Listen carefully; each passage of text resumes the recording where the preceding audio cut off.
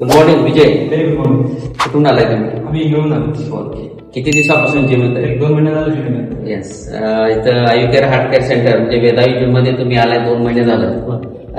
कसं वाटतं इथं फील? ऍक्च्युली मी होतं ते वजन कमी आहे. हा. मग आता 2 महिने झाला तर 4 किलो वजन पण कमी झालंय आणि रेग्युलर पण आहे.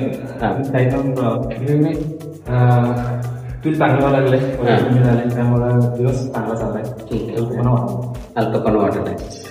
तुम्हाला इथं आल्यापासून डाईट वगैरे काय कंटिन्युअस डाईट केलाय का ओनली जिम करूनच तुमचं वजन? ऍक्च्युली डाईट पण चालू आहे. शुगर कमी गेलं, त्यानंतर जिम पण रेग्युलर आहे. दोन्ही केल्यामुळे कमी होईल. हा गजे मानेवाडीचे विजय माने म्हणून आता 2 महिने झालं ते वेदाई जिम मध्ये आले. वजन कमी झालं कशामुळं? बिकॉज ऑफ एक्सरसाइज हा मेन कॉन्सेप्ट त्यांनी सांगितला आणि थोडं डाईट म्हणजे शुगर फ्री डाईट घेता येते. त्याच्यामुळे त्यांचं 4 to 5 किलो 1 month मध्ये वेट कमी झालं. काय सांगायचा उद्देश म्हणजे आपण आता काही जिमची मुलं असून द्या किंवा सिनियर लोक जे ब्लड प्रेशर आहेत, शुगर आहेत किंवा एजड आहेत 45-48, आपण जिम करायला घाबरतो थोडं. किंवा जिमला गेल्यानंतर मला काय तर होईल का, धाप लागून अटॅकचं प्रमाण वाढलेलं आहे, इकडे तिकडे ऐकायला मिळालं, माणूस घाबरलेला आहे. त्यामुळे जिम मध्ये यायला घाबरतो. पण जिम हा एक पार्ट आहे लाईफस्टाईल मॉडिफिकेशनचं किंवा लाईफस्टाईल चेंज करण्याचं, त्याच्यामधला एक पार्ट आहे. जोपर्यंत तुम्ही हे जे टॉक्सिक असतात किंवा क्षार असतात शरीरामध्ये ते वयानुसार ऑटोमॅटिक साठत असतात.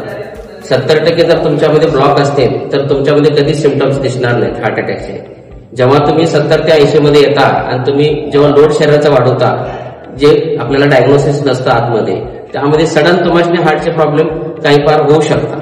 म्हणून जिम मध्ये जर यायचं असेल तर prevention is better than cure म्हटलेलं आहे. याच्यासाठी कसं केलं पाहिजे, आपल्याला आपली प्रकृती थोडी जाणून घेतली पाहिजे त्याच्यावर. काय अटॅक जिम मध्ये आल्यावरच असे होतो असं नाही. काही वेळेला स्विमिंग करते वेळी पण अटॅक येतो, पण मग स्विमिंग करायचं सोडत नाही आपण. काही वेळेला रनिंग गेलेला असतो रोडला किंवा वॉकिंगला गेलेला असतो, तेव्हा पण मध्ये अटॅक येऊन पडतात. म्हणून वॉकिंग काय सोडता येत नाही. तिसरी, झोपेमध्ये पण हार्ट अटॅक आलेला असतात, म्हणून काय आपण झोपायचं सोडत नाही.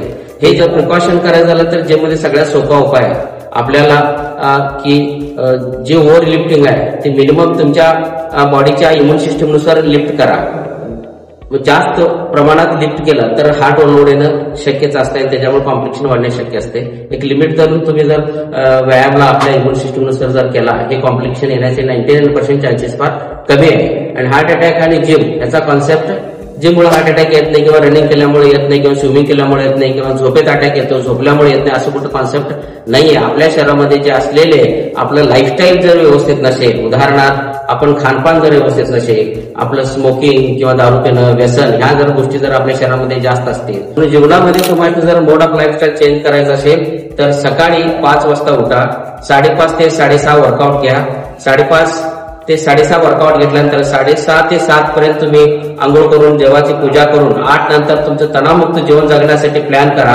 आणि जिम हा कॉन्सेप्ट फार चांगला आहे आणि आयुष्यात हार्ट केअर सेंटर मांजरी ते वेदाई जिम आम्ही चालू केले, त्यामुळे मुलांना पण भरपूर फायदा होतोय. विजय, थँक्यू, तुम्ही आला इथं व्यवस्थित जिम करताय, त्याच्याबद्दल. इथे भरपूर मुलं असं आहे की त्याच्यामुळे जिम आमच्या व्हिडिओ केल्यामुळे ते शांत बसले, त्यांना आवाज सिस्टम नको म्हणून काय सगळं मुलं आहे. हाऊ आर यू फीलिंग आहे?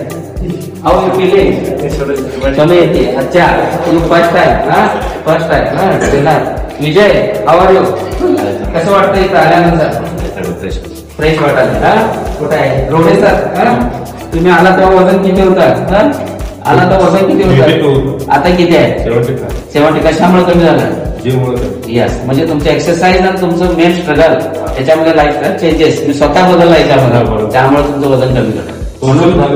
यस, आसपास जिम नव्हतं तुम्ही चालू केल्याबद्दल पोरासने वर्कआउट मला चांगलं आहे. म्हणजे कसं आहे, आपण डॉक्टर बदलण्यापेक्षा हॉस्पिटल बदलण्यापेक्षा तुम्ही स्वतः बदलला आहे, त्यामुळे ऑटोमॅटिक रिझल्ट तुम्हाला जाणून घ्यावा. पण कुठले हार्मोन इम्बॅलन्स रोग, बीपी, शुगर, हार्ट, दमा म्हणा, थायरॉइड म्हणा, वजन, ते स्वतः बदलावायला पाहिजे. डॉक्टर बदलून तुमचे रोग जाणार नाही, म्हणून स्वतः बदलायचा कॉन्सेप्ट आमच्या क्लिअर केलेला आहे. येस इंजिनियर, सांगा कसं वाटतंय? व्यवस्थित आहे. सो मेनी पीपल्स, डॉक्टर पण थोडे बसले. पाटोडे किती जर आले?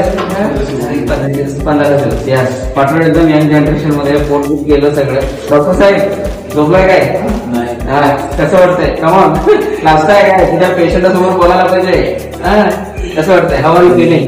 छान वाटते. सच लाईक मोटिवेशनल यंग जनरेशन. मुलांना हॅपीनेस तर मिळते, मेंटल स्ट्रेस कमी होतो आणि आहारचं प्रमाण मी प्रॉपर त्यांना मिळतं. त्यामुळं जीवन लाईफस्टाईल बदलण्यासाठी स्वतः बदलावं लागतं. डॉक्टर बदलून कुठले रोग जात नाहीत. त्यामुळे बीपी, शुगर, हार्ट, थायरॉइड किंवा वजन वाढीचे कुठले पण मणक्याचे किंवा हार्मोन इम्बॅलन्स असलेले रोग हे 99% टॅबलेटनं किंवा मेडिसिननं 100% कमी होत नाही. तुम्ही स्वतः बदलायला शिका आणि लाईफस्टाईल कसं बदलायची मी अगोदरच सांगितलेलं आहे. त्या पद्धतीने तुम्ही बदला आणि जीवनाला 10 वर्ष पाठीमागे जाऊन जीवन जगायला शिका. थँक्यू.